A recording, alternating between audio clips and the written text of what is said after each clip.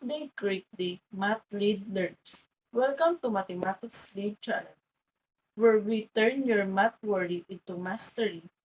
I'm Hazelin Cabullo, and together, let us have fun while learning.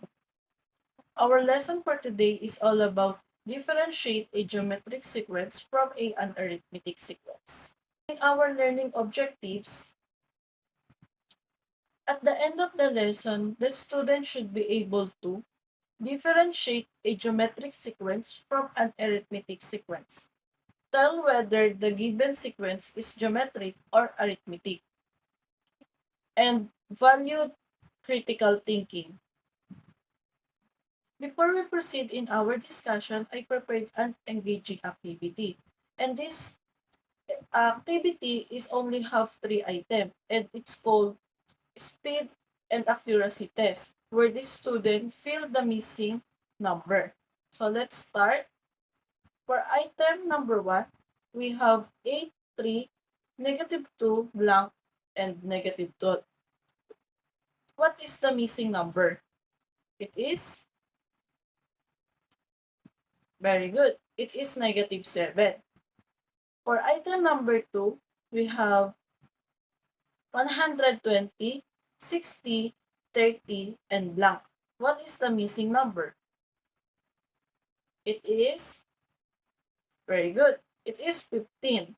For last item, number 3, we have 5, blank, 80, 320. What is the missing number?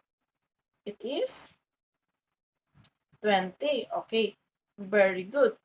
For activating knowledge, we discuss what is geometric sequence and arithmetic sequence and their examples. Arithmetic sequence is a sequence where the difference between consecutive terms is constant. This constant is called common difference. And for geometric sequence is a sequence where each term is obtained to multiply in the previous term by a mixed number, or it's called common ratio. So now we can proceed further example to better understand what is the arithmetic sequence and geometric sequence. I prepared some examples. For item number 1, we have 2, 5, 8, and 11. What is the common difference? It is 3. Why the common difference is 3? Because the difference between the consecutive term is constant, like the first term and the second term. As you can see, when you subtract the second term and the first term, which is 5 minus 2 is equal to 3, and also when you subtract the 8 minus 5 is equal to 3, and 11 minus 8 is equal to 3. So the common difference of this term is 3.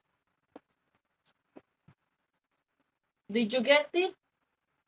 Okay. So now we can proceed to the item 2 and 3. Okay. For item 2, what is the common difference? It is 5.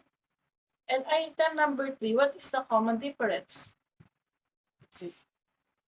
It is 2.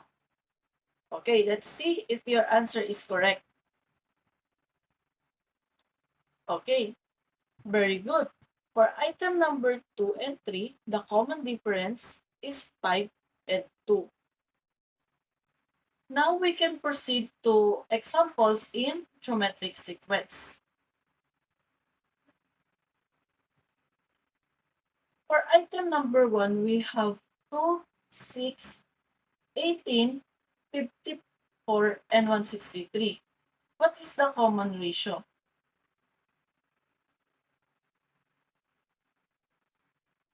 It is 3. Very good. Why the common ratio is 3? Because we can found by dividing the any term in the previous term. So like the first term and the second term, which is 6, the second term and the first term is 2. So when you divide the 6 divided 2 is equal to 3. And also when you divide 18 divide 6, it is 3. 54 divide 18 is 3. And 162 divide 54 is 3. So the common ratio of this term is 3. So now, now we can proceed for the example 2 and 3. I will allow you to answer these two items.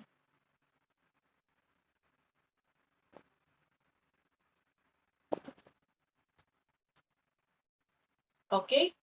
What is the common ratio of 4, 8, 16, and 32? It is 2. And how about the item number 3? What is the common ratio of 5, 15, 45, and 135? It is 3. Let's see if your answer is correct. Very good. So, the common ratio of 4, 8, 16, and 32 is 2. And for item number 3, the common ratio is 3 for 5, 15, 45, and 138. You really understand the, the differentiate of geometric from arithmetic sequence. For your developing competency, I prepared an individual activities that help you to master the arithmetic and geometric sequence. Individual activities determine what has been added or multiplied to get the next term and tell if it's arithmetic or geometric sequence. It's only have 5 items. Now let's answer this individual activity.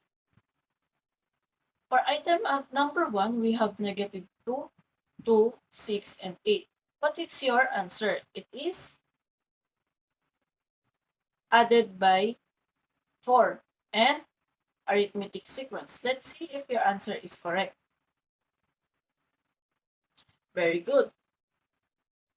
For item number 2, we have 2, 4, 8, and 16.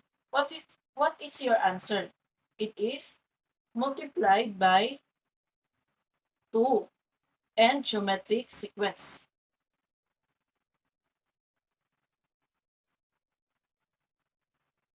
Okay. For item number 3, we have 5, 2, negative 1, negative 4, and negative 7.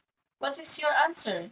It is added by negative 3 and arithmetic sequence. Okay, very good. For item number 4, we have 4, negative 1, negative 6, and negative 11. What is your answer? It is added by negative 5 and arithmetic sequence. Okay, very good. And for the last number, we have 6, 24, 96, and 384. What is your answer?